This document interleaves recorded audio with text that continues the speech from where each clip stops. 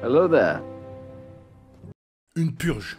Voici le mot qui a été donné pour qualifier la destruction de Mandalore. Aujourd'hui, nous connaissons toute l'histoire de cette fameuse nuit où le destin des Mandaloriens a changé à jamais malgré que Disney, oui, Disney, refuse de nous donner une information clé sur cet événement. Ce qui pourrait révéler des choses vraiment importantes pour l'histoire. Et je t'en parle dès maintenant et c'est juste après ça.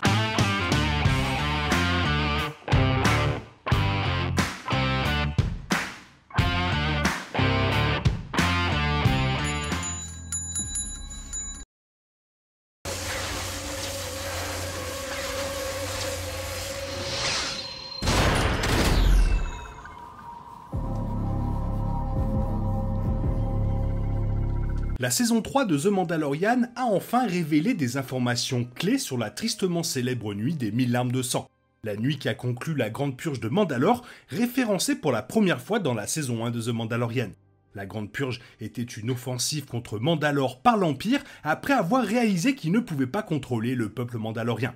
Après que le livre de Boba Fett ait révélé plus d'informations sur la nuit des 1000 larmes de sang, l'épisode 7 de la saison 3 de The Mandalorian décrit davantage les événements tragiques qui ont eu lieu pendant la Grande Purge. Le livre de Boba Fett, sorti en 2021, a été le premier cas dans lequel la Grande Purge a été montrée à l'écran. L'armurière décrivant également les rôles que Moff Gideon et Bo-Katan Kryze ont joués pendant l'événement tragique. Cela étant dit, les détails sont restés clairsemés jusqu'à la sortie de l'épisode 7 de la saison 3, dans lequel Bo-Katan Kryze a finalement expliqué la vérité sur la Grande Purge, et comment c'était encore pire que ce qu'on avait imaginé. Moff Gideon a été le premier à mentionner la nuit des 1000 larmes de sang à la fin de la saison 1 de The Mandalorian, révélant que des bombardiers de combat impériaux ont ouvert le feu avec des munitions lourdes sur des champs de recrues mandaloriennes. L'épisode impliquait également que c'est là que Moff Gideon a pris possession du sabre noir de Bo-Katan Kryze au moment de la grande chute de Mandalore. Cependant, l'épisode 5 du livre de Boba Fett a confirmé à quel point Gideon était directement impliqué. Selon Paz Vizsla et l'armurière, le sang de millions de gens sont sur ses mains. Cela suggérait que Gideon n'est pas seulement impliqué dans la purge, mais qu'il avait probablement orchestré le génocide lui-même, revendiquant le sabre noir comme trophée. L'épisode 7 de la saison 3 de The Mandalorian a confirmé que c'est bien le cas. L'épisode a vu Bo-Katan, Din Djarin, Grogu et un groupe de Mandaloriens se rendre à la Grande Forge de Mandalore. Bo-Katan se souvenant de la purge. Elle a révélé qu'après que Gideon ait commencé son attaque contre Mandalore, elle avait rencontré pour négocier une trêve. Gideon a dit à Bo-Katan que si elle se rendait et se désarmait, toutes les villes restantes et les Mandaloriens survivants seraient épargnés. Cependant, malgré la soumission à ses demandes, Gideon a trahi Bo, a pris le sabre noir et a continué la purge malgré tout, massacrant la majorité du peuple mandalorien.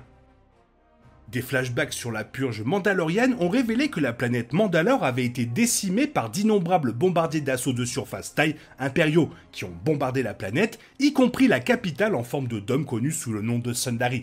Cependant, l'armurière a confirmé que leur groupe, connu sous le nom d'Enfants de la Garde, n'avait survécu que parce qu'ils avaient opéré en secret sur Concordia, la lune de Mandalore.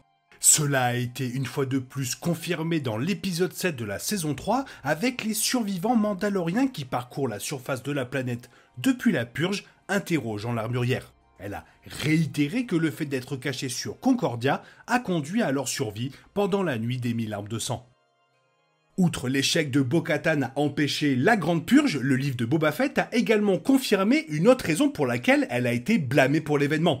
Recevoir le sabre noir en cadeau plutôt que par le combat. Ce fut le cas pour Bo-Katan qui a reçu le sabre de Sabine Wren plutôt que de le gagner dans Star Wars Rebels. En supposant qu'elle pouvait diriger par le pouvoir de sa lignée et du sabre seul, Kryze n'a pas suivi le credo. Cela a été suivi par la purge que l'armurière considérait autrefois comme une malédiction sur la planète en raison de l'échec de Bo-Katan à gagner le sabre par le credo. Selon l'armurière, s'il, le sabre bien sûr, n'est pas gagné au combat et tombe entre les mains de ceux qui ne le méritent pas, ce sera une malédiction pour la nation. Mandalore sera dévasté et son peuple dispersé aux quatre vents. Malheureusement, c'est exactement ce qui s'est passé sous le règne de Bo-Katan, avec la nuit des 1000 larmes. En tant que tel, il est probable que Bo-Katan était autrefois considéré par de nombreux Mandaloriens survivants comme la responsable de la tragédie, ce qui rend son rôle de leader dans la saison 3 de The Mandalorian d'autant plus percutant.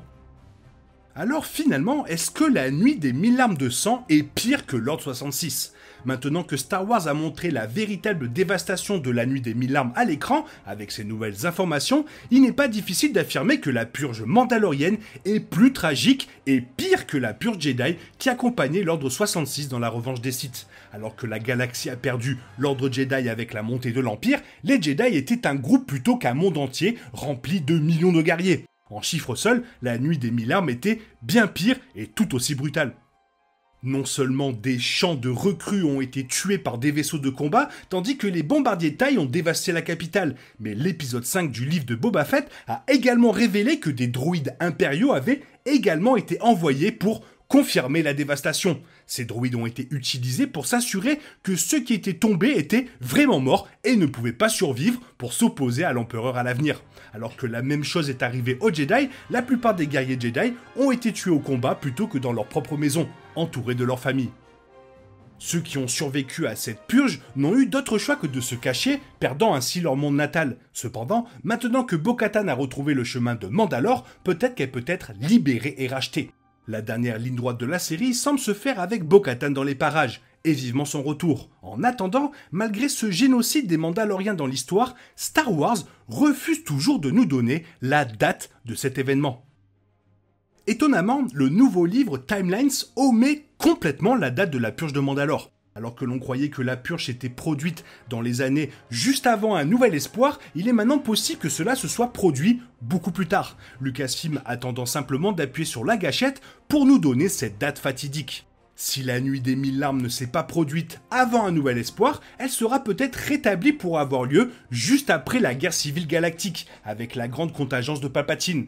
Aussi connue sous le nom d'Opération Cinder, la contingence était une série d'attaques planétaires ordonnées à titre posthume par l'empereur Palpatine en cas de décès. En tant que tel, le génocide mandalorien se produisant simultanément avec d'autres événements horribles à travers la galaxie serait plutôt approprié, expliquant sombrement pourquoi la purge de Mandalore a été ignorée avec le début de la Nouvelle République, luttant pour répondre à tant de crises différentes à la fois. Quoi qu'il en soit, ce changement est probablement la raison pour laquelle la date exacte de la purge mandalorienne a été omise du livre. Peut-être que les détails sur la purge sont encore inconnus et seront bientôt révélés dans la saison 4 de The Mandalorian. C'est une période extrêmement sombre pour le peuple mandalorien et son monde natal qui mérite certainement d'être exploré plus avant dans la continuité de Star Wars. Peut-être que la date en question est importante car elle révèle la probable trahison de quelqu'un. David Filoni a confirmé que Axe n'avait jamais été pensé pour être un traître, car il devait mourir à la fin de la saison 2. En confirmant que Axe n'est pas un traître, ça nous confirme bien qu'il y a un traître parmi les Mandaloriens. Sinon, pourquoi confirmer que ce n'est pas lui ? Bref, pour que l'histoire soit complète au niveau de la destruction de Mandalore, il ne manque que cette date fatidique, et comme Timelines balance pas mal de choses, c'est sûr, ça doit être hyper important. Toi, qu'est-ce que tu en penses ? Fais-moi part de ton avis dans la zone commentaire, sinon il est temps pour toi de reprendre le cours normal de ta vie, et on se retrouve demain pour une nouvelle vidéo. Bisous bisous, bye bye.